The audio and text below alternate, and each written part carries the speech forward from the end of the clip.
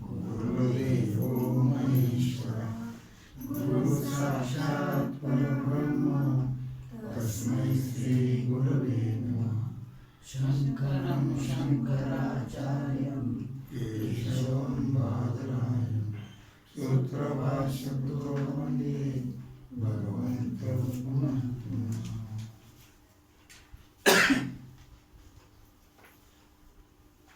विचार सागर रहस्य तरंग 6वा हेडिंग 50वी। कर्म व उपासना ज्ञानाची रक्षक नाहीत। पाठ क्रमांक 84। आकडा 3। ज्ञान रक्षणाकरता ज्ञानवानास कर्म उपासनेची आवश्यकता आहे असं सांगून वृक्षाच्या जलसिंचनाचा दृष्टांत दिला। परंतु कर्म उपासना ही ज्ञानाची रक्षक नाहीत। ज्ञानाच्या कोण काय म्हणतो? ज्ञानाच्या पूर्वावस्थेत तर उलट ज्ञानाची नाशक आहेत ते। कळलं की नाही? कशी नाशक आहेत? मग त्याने कर्म उपासना करायची नाही। जर केलं तर ते राहत नाही मग ज्ञान। मग जिज्ञासू जो आहे त्याने मग मुमुक्षूने ज्ञानाचाच अभ्यास करायचा। कर्म उपासना त्याची झालेली आहे। कर्म उपासना होऊन अंतकरण शुद्ध झालेले मरेविक्षेप दोष गेलेले आहेत आणि आवरण दोष निवृत्ती करता तो ज्ञानाकडे वळलेला आहे। मग पुन्हा तेच पहिले पाणी पंचावन्न करायचे नाही। म्हणून ज्ञानाच्या पूर्वावस्थेत सुरुवातीला ती ज्ञानाची नाशक आहे। शिवाय जलसिंचनाचा दृष्टांतही योग्य नाही। जलसिंचन वृक्ष उत्पत्तीला आणि त्याच्या रक्षणाला कारण नाहीये। कारण वृद्ध वृक्षास केलेले जलसिंचन फक्त वृक्षाच्या रक्षणाकरताच निमित्त आहे। रक्षण सुद्धा होत नाही त्याने। एकदा ते संपलं त्याचं की ते वाळून जातं, मग ते वटून जातं झाड। त्याला किती पाणी येईल तर काही पाणी पुरतं थोडंच। फलोत्पत्तीला निमित्त नाहीये। जलसिंचनाने पुष्ट जो वृक्ष त्याची पुष्टता फलाला कारण आहे। जलसिंचन फलाला कारण नाही, झाडाची पुष्टता। तशी कर्म उपासना ही ज्ञानाच्या उत्पत्तीला म्हणजे अंतकरण शुद्धीला उपयोगी आहेत, परंतु मोक्ष उत्पत्तीला उपयोगी नाही आहेत। म्हणून ज्ञानाहून पूर्वी अंतकरण शुद्धी आणि निश्चलतेकरता स्थिरतेकरता कर्म उपासना करावी। ज्ञानानंतर मोक्षाकरता त्याची गरज, कर्म उपासनेची गरज नाही आहे। मग त्यात वेळ घालू नये, त्याने घालू नये। हे तर वर सिद्धच केलेलं आहे। नाही असं आमचं म्हणणं नाही, परंतु काय म्हणतात ते की म्हणून ज्ञानाहून पूर्वी अंतकरण शुद्धी आणि निश्चलतेकरता कर्मोपासना करावी। ज्ञानानंतर मोक्षाकरता त्याची जरूर नाही, कर्म मोक्षास कारण नाही असं आमचं म्हणणं नाही। परंतु समसमुच्चय वादाप्रमाणे ज्ञान कर्माचा समसमुच्चय नाही आम्ही मानत नाही। ज्ञानाचा आणि कर्माचा समुच्चय मानत नाही आम्ही। कर्म स्वतंत्र, ज्ञान स्वतंत्र, दोन्हीचा समुच्चय मानत नाही। आणि तसं मानणं योग्य नाही। कर्माचा ज्ञानाचा समुच्चय बरोबर नाही। कर्म मोक्षाला कारण नाही ते सांगा. परंतु समुच्चयवाद्यांच्या प्रमाणे ज्ञानकर्माचा समसमुच्चय नाही आम्ही मानत नाही, आणि तसं मानणं योग्य नाही, हे वर सिद्ध केलेलं आहे. परंतु कर्मसमुच्चयाचा का अगोदर कर्म मग ज्ञान, समुच्चयाचा आमच्या मतात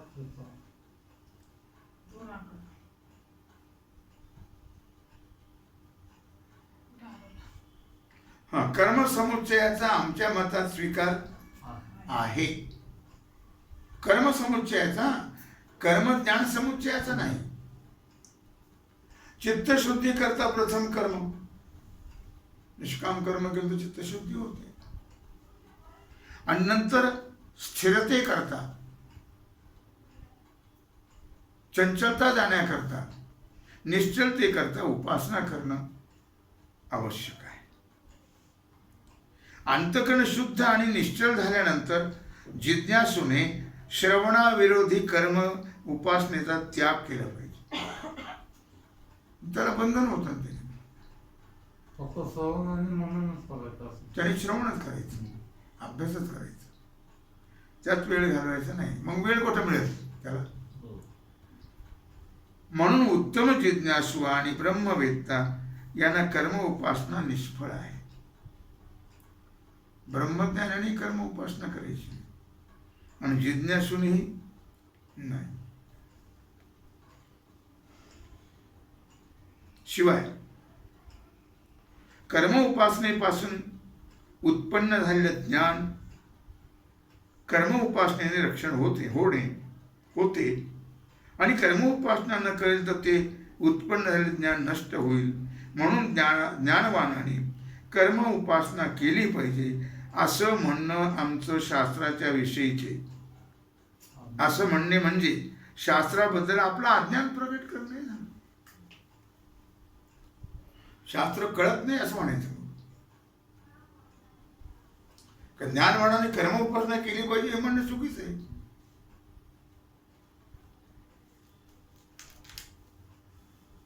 तो ज्ञानोत्तर करील तर तो भाग नाही. माझे म्हणीची आवडी पंढरपुराणी लगुडी, पांडुरंगी मन रंगले. ज्ञानोबारायची ज्ञानोत्तर भक्ती आहे.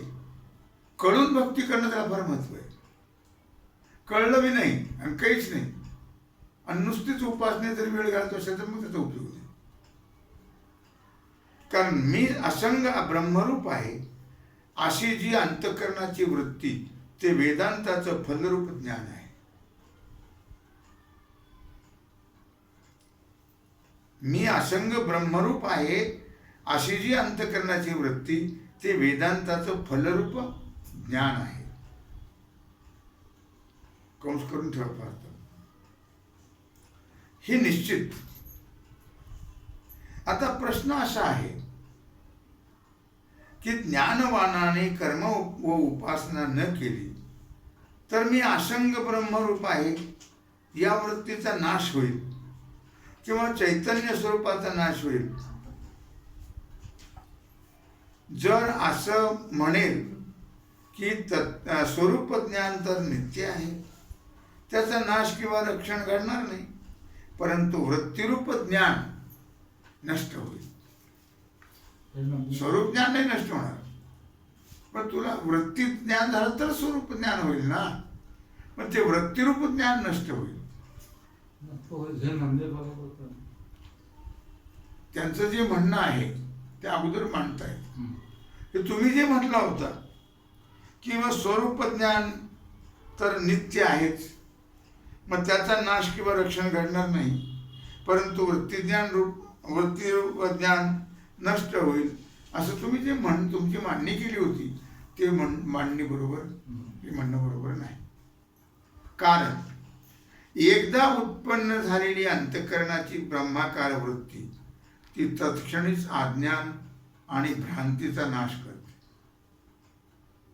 तो नाश झाल्यानंतर पुन्हा त्या वृत्ती रक्षणाचा उपयोग नाही. त्या नाशापुरती ती वृत्ती आहे. एकदा नाश झाला भ्रांतीचा आणि अज्ञानाचा की मग काही त्या वृत्तीच्या रक्षणाची गरज नाही.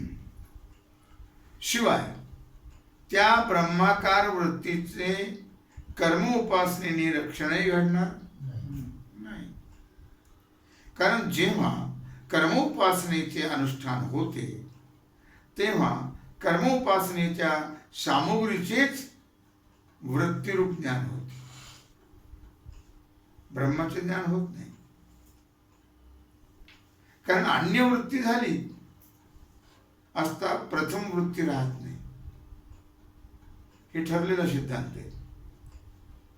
म्हणून कर्म उपासना ही ज्ञान उत्पत्तीला परंपरेने हेतू असली तरी ज्ञान उत्पत्तीनंतर त्या ज्ञानरूप वृत्तीच्या विरोधी आहेत ते कर्म उपासना. म्हणून कर्म उपासनेने ज्ञानाचं रक्षण होणार नाही. कर्माच्या त्यागाने ज्ञानवानास पाप होईल हेही म्हणणं बरोबर नाही. कर्माचा त्याग केला तो पाप होईल, कारण कोणताही शुभ कर्माचा त्याग पापोत्पत्तीला कारण नाही आहे.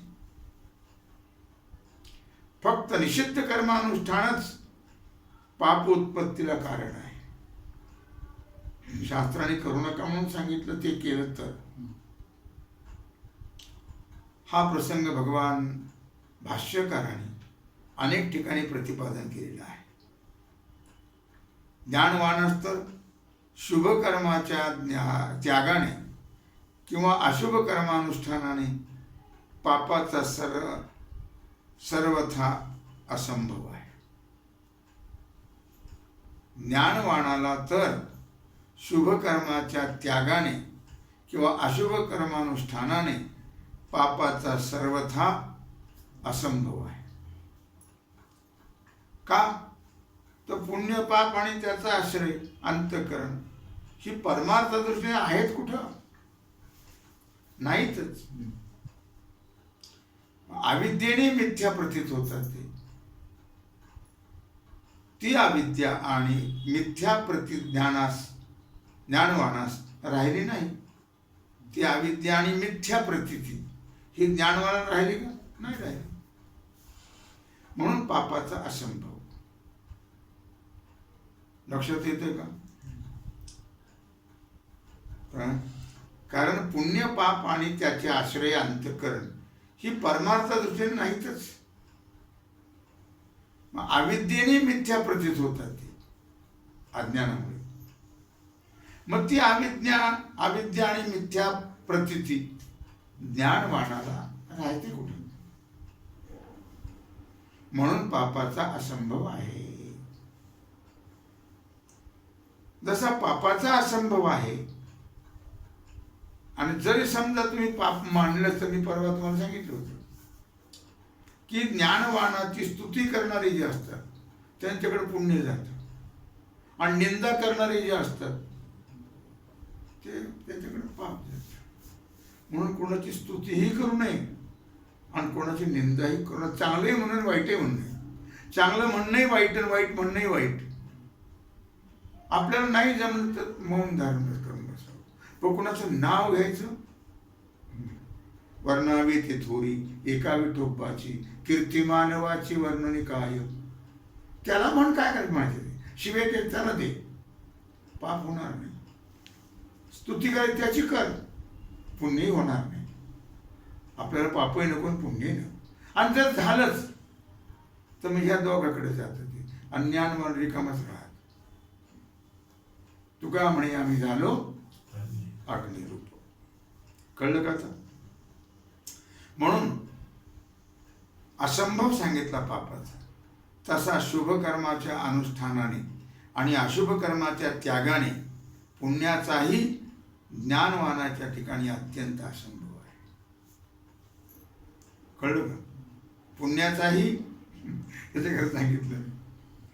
या स्थानी हे रहस्य आहे की मंद आणि दृढ असे दोन प्रकारचे ज्ञान आहे. त्यात संशयादी रहित जे ज्ञान ते मंद ज्ञान. हा संशयादी सहित ते मंद ज्ञान आणि संशय रहित ते दृढ ज्ञान. ज्याला दृढ ज्ञान असते त्याला यत्किंचितही कर्तव्य राहत नाही. संशय आधी रहित उत्पन्न झालेलं दृढ ज्ञान ते अविद्येचा नाश करून आपणही नष्ट होतो. कळलं का नाही? ज्ञान राहिले नाही पाहिजे. ज्ञान राहिलं की ते बाधक आहे. मग ज्ञान व्हावं आणि नष्ट व्हावं पुन्हा. त्याच्याकरता आपण त्या मुलीचं उदाहरण देत असतो. मुलगी जेव्हा सासरी जायची पूर्वी तेव्हा तिला शेळकट्टाची बुंथी द्यायची. हे असे काही हिजाड्यासारखे असतं काही पुढचे लोक. नख सुद्धा तिच्या दृष्टी पडायचं नाही. पायात ती बुंथी अडकवायची, शेलकट, तोंडावर बुरका, गोड बरोबर आणि गडी द्यायचा बरोबर आणि ती पाठवून द्यायची सासरी. मग त्या घोड्याची आणि गड्याची गरज कुठपर्यंत आहे? जोपर्यंत ती सासरी पोहोचत नाही तोपर्यंत. एकदा सासरी गेली ते घोडं कुठं मेलं आणि गडी कुठं गेला त्याचा विचार पुन्हा. तसं ज्ञान होईपर्यंतच गरज आहे ज्ञानाची. एकदा ज्ञान झालं की ते ज्ञानही संपलं पाहिजे, नाही तर मग अहंकार निर्माण होतो. तो बाधक होतो ज्ञान आणि मग तो अहंकार परमार्थ ठेवत नाही. तुका म्हणे की घाली अभिमान, जरी होय ज्ञान गर्व ताठा. बाधक आहे ते. म्हणून ज्ञान झालं नष्ट व्हावं ते पण ज्ञान राहू नये.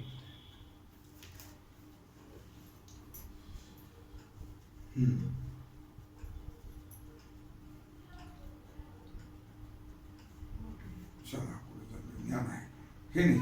आता प्रश्न असा आहे की ज्ञानवाणाने कर्म उपासना न केली तर मी असंग ब्रह्मरूप आहे, बरोबर आहे का नाही?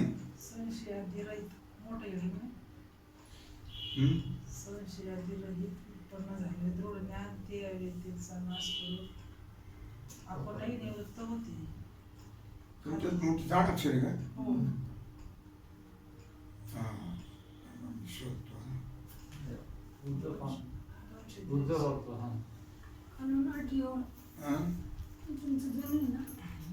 हा संशयादी रहित उत्पन्न झालं ते दृढ ज्ञान ते अविद्येचा नाश करून आपणही निवृत्त. त्याच्याकडे सांगितलं ते अविद्येचाही नाश करत आपणही स्वतः राहत नाही. अशा दृढबोधामुळे त्याला आत्मस्वरूपाविषयी भ्रांती नसते. दृढ ज्ञान झाल्यानंतर मग ज्ञानाने भ्रांती नाश झाला भ्रांतीचा. म्हणून त्या वृत्ती ज्ञानाच्या आवृत्तीचा काही उपयोग नाही. म्हणजे मी ब्रह्म आहे, मी ब्रह्म आहे अशा आवृत्तीचा उपयोग काय? मी ते पाहिलं ऋषिकेशला. काही साधू अहम ब्रह्मास्मी, अहम ब्रह्मास्मी, अहम. अरे जप करून कुठं होत असतं? त्याला ज्ञानच व्हावं लागतं. जप करून होत नाही अहम ब्रह्मास्मी. म्हणून म्हटलं इथं काय की जीवनमुक्ती म्हणून त्या वृत्ती ज्ञानाच्या आवृत्तीचा काही उपयोग नाही. म्हणजे मी ब्रह्म आहे, मी ब्रह्म आहे अशा आवृत्तीचा उपयोग काय? उपयोग आहे त्याचा? मी ब्रह्म आहे अभ्यास करून तू ब्रह्म हो, मग तिथं बोलायचंच काम नाही. पाणी बोलत नाही, बोलूही देत. अविद्या आणि भ्रांती निवृत्ती झालेलीच आहे. अविद्या गेली, भ्रमही गेला. म्हणून वृत्तीच्या आवृत्तीचा काही उपयोग नाही. ती वृत्ती राहत आणि राहूनही उपयोग. आता जीवनमुक्ती सुखभोगार्थ जर वृत्तीची अपेक्षा होईल तर वारंवार वेदांतार्थाचं चिंतन करावं. तच्चिंतनम तत्कथनम अन्योन्यम तत्प्रबोधनम. तेच ऐकायचं, तेच सांगायचं, तेच बोलायचं, दुसरं बोलायचंच नाही. जीवनमुक्ती सुखभोगार्थ जर वृत्तीची अपेक्षा होईल तर वारंवार वेदार्थांचं चिंतन करावं. त्याने वारंवार ब्रह्माकार वृत्ती होऊन आनंदाचा उपभोग होतो. ती वृत्ती नष्ट होत नाही. मग वारंवार चिंतन केलं अवघड आहे ना ते वृत्ती राहणं अवघड आहे. एकदा माणसाचं नाव ठेवलं की ते जात नाही, पण तू ज्ञानी आहे असं म्हटलं तर ते राहत नाही. ते निघून जातं ते, आणि ते मात्र राहतं, नावाचा अभिमान राहतो, ज्ञान राहतच नाही. म्हणून त्याचं वारंवार चिंतन केलं तर ते टिकतं. म्हणून तर चिंतनम तत्कथनम, तेच तेच तेच तेच त्याला अभ्यास म्हणतात. थोडं जरी गेलं की सपाट असं होतं ते. म्हणून त्याचंच चिंतन करत राहावं लागतं, तर ते टिकतं, नाही तर टिकत. व्यवहारात कुठली गोष्ट आता सांगितली की ती विसरत नाही, आणि परमार्थात किती वेळा सांगा ती राहतच नाही लक्षात. अशा प्रकारे झालं. मग त्याने वारंवार ब्रह्माकार वृत्ती होऊन आनंदाचा उपभोग होतो. जसा अतिउत्तम गवई वारंवार रियाज करतो की नाही, अभ्यास करावा लागतो त्याला सारखं, तरच तो उत्तम गवई असूनही त्या गायनानंदाचा उपभोग होत नाही. काय म्हणते, जसा अतिउत्तम गवई वारंवार गायन करील तर त्याला गायनानंदाचा उपभोग प्राप्त होतो, वारंवार गायन केल्याने. परंतु अन्य व्यापार करील, बाकीचा उद्योग केला, गायन केव्हा तरी, मग ते राहणार नाही, त्याला उपभोगही मिळणार नाही. ते नित्य तेच करावं लागतं. तुम्हाला काय दुसरा धंदा आहे काय, पण तुम्ही करू नका संपलं विषय. लोक म्हणतात तुम्हाला काय उतरे चिंतन तोच धंदा, मग तुम्ही करू ना. तुम्हाला आग्रह कोणी केला, बळीविने शक्ती बोलू नाही. धंदा म्हणतात, चिंतनाला धंदा म्हणतात, धंदा म्हणतो. त्याचप्रमाणे कर्म उपासनेने ब्रह्मानंदाचा उपभोग होत नाही. कशाने, कर्म उपासनेने. कर्म उपासनेचा अंतःकरण शुद्धी एवढाच उपयोग आहे. आणि निश्चलता,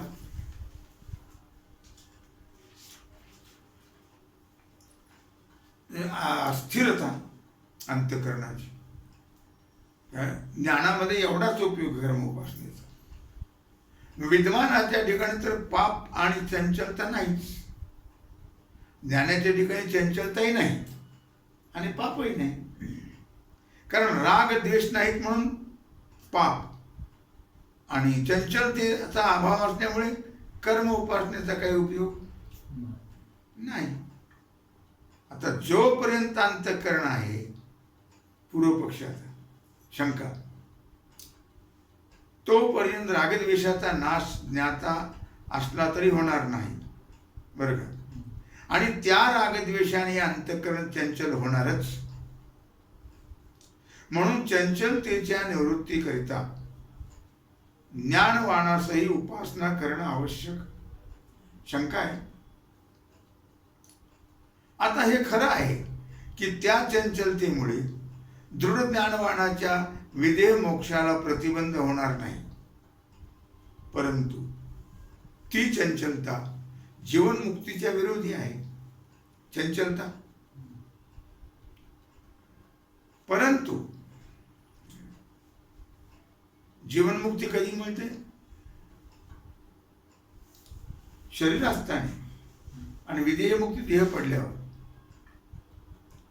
परंतु हे म्हणणे बरोबर नाही, कारण ज्याला दृढबोध झालेला आहे त्याला समाधी आणि चंचलता या दोन्ही समानच आहेत. समाधी काय, चंचलता काय, कारण ते दोन्ही धर्म अंतःकरणाचे आहेत.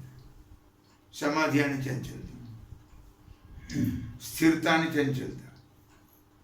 अंतःकरणाच्या धर्मात विलक्षणता उत्पन्न करण्याच्या ज्ञानाचा आग्रह असणं शक्य नाही.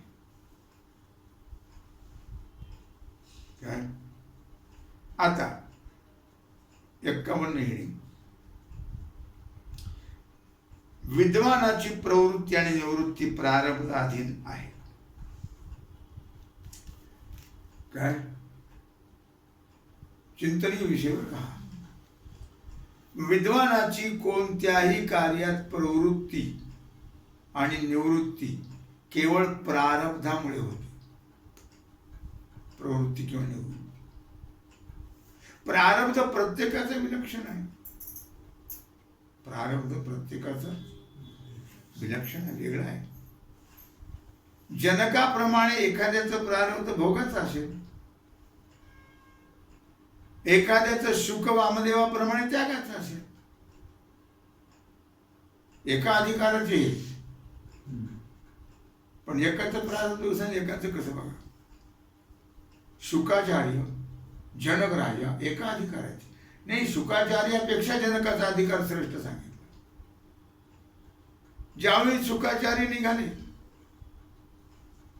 आईच्या गर्भातून निघाले, ते तसंच पडायला लागले. मग व्यासाला म्हटलं मी तोंडही नाही पाहिलं शुकाचं. मग ते मागायला लागले, शुका शुका शुका. ते झाडं दगड ओ देत होते, इतका अधिकार होता त्याचा. पुढे गेल्यावर नदी होती, नदीला महिला स्नान करत होते. 10-12 वर्षाचा पोरगा तरुणा वांड गेला, पण या बाया खुशाल स्नान करत होत्या. आणि या म्हातारा बाबा आले की त्याने घेतली कपडे अंगावर. मग याने विचारलं त्यानं, अहो म्हणजे मी तुमच्या बापासारखा आहे, तुम्ही कसे कपडे घेतले? आणि ते एवढा मोठा पोरगा गेला, तुम्ही तर तसंच स्नान करत होते. ते म्हणजे हा तर फरक आहे. त्यांना इथं कोण बसले भूत त्याला माहिती नाही त्या विचाराला. म्हणून आम्हाला वस्त्र घ्यायचं काय का नाही, पण तुम्हाला जाणीव आहे त्याची, म्हणून तुम्ही बोलताय की झाड दगड होऊ द्यायची बंद झाली. त्यांना वाटलं बापापेक्षा मी श्रेष्ठ आहे. लगेच ते बंद झाले. बंद झाली, थांबलेली असं. ज्या म्हटले ज्या पण जनकाला भेट जाऊन असं म्हटलं. त्यांच्या लक्षात आलं गेला, अभिमान झाला. ज्या पण जनकाला भेट, जनक श्रेष्ठ होते. गेलं शुकाचार्य. आता हे नागवेच ना, त्याला वाटलं गावात जायचे, कसं जावं. म्हणजे झाडाचा पाला बांधला कमरेला, कुत्री भोंगती, काठी घेतली हातात, एका हातात भस्म एका हातात काठी, आणि ती लावलेली गेले. गेल्यानंतर द्वारपाळाने अडवलं, ऐक जायचं नाही आतमध्ये. म्हणजे मी आम्ही परवानगी घेऊन येतो, पण काय सांगायचं? नाही मी शुक आलो म्हणून सांगा. कसं कर सांगतो ते लक्षात असू द्या मुद्दा. मी शुक आले म्हणून सांगा. गेले होते द्वारपाळ, सांगितलं मी शुक आलो म्हणतात. संगम त्यक्त्वा सुखी भव. त्यांनी काय सांगितलं? त्यांना असं सांगा, संगम त्यक्त्वा सुखी भव. ते गेलं द्वारपाळ, सांगितलं संगम त्यक्त्वा सुखी भव. त्याला वाटलं हो काठी माझ्या हातात, दिली फेकून. सांगा मी सुख आलोय म्हणून. त्याने पुन्हा जाऊन सांगितलं, ते त्यांनी तेच सांगितलं संगम त्यक्त्वा सुखी भव. हा त्यांना वाटलं राख आहे हातात म्हणून, राखे दिली फेकून. सांगा मी सुख आले म्हणून. त्याने पुन्हा जाऊन सांगितलं, त्यांनी तेच उत्तर दिलं संगम त्यक्त्वा सुखी भव. ते म्हणले हे लावलेलं आहे म्हणून म्हटलंय, ते बी काढून टाकले. सांगितलं सांगा मी सुख आले म्हणून. ते म्हणले संगम त्यक्त्वा सुखी भव. अरे मग म्हणले कोणीतरी आले म्हणून सांगा. मग आले जनक. कोणीतरी आले म्हणून सांगा. मग जनक आले. म्हणून जनक हे शुकाचार्यापेक्षा अधिकाराने मोठे होते. आणि मग त्यांचा अहंकार गेला. म्हणून सांगितलं होतं जा, पण जनकाकडे जा. चला कुठे चालले?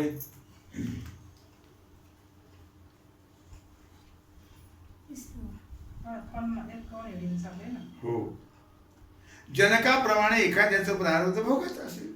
आता हे एका अधिकाराचे म्हणा तुम्ही, पण जनक राजा भोगाचं प्रारब्ध आणि शुकाचार्य त्यागाचं प्रारब्ध. शुकन वामदेव हे एकाच अधिकाराचे सगळे, पण हे त्यागी आणि ते भोगी. त्यांचं प्रारब्ध भोग देण्याचं असेल ज्याचं, त्या ठिकाणी प्रारब्ध भोगाची इच्छा आणि प्रयत्न तर करवते, प्रयत्न करवते. जसं प्रारब्ध असेल त्याप्रमाणे. नसेल त्याच्या ठिकाणी इच्छा व प्रयत्न घडत नाही. फॅन लावून जा जोरात. हा आपले चालू नाही का? ज्याचं प्रारब्ध भोगाविषयी उदासीन असते, म्हणजे भोगाबद्दल तादात्म्य नाही, त्याला जीवनमुक्तीच्या आनंदाची इच्छा होते आणि भोगाविषयी तिरस्कार होतो. म्हणून तो वारंवार वेदांतार्थाचं चिंतन करतो, पण उपासना करीत नाही. कारण अंतःकरणाच्या निश्चलतेनं ब्रह्मानंदाचं भान होत नाही. ते भान ब्रह्माकार वृत्तीनेच होतं.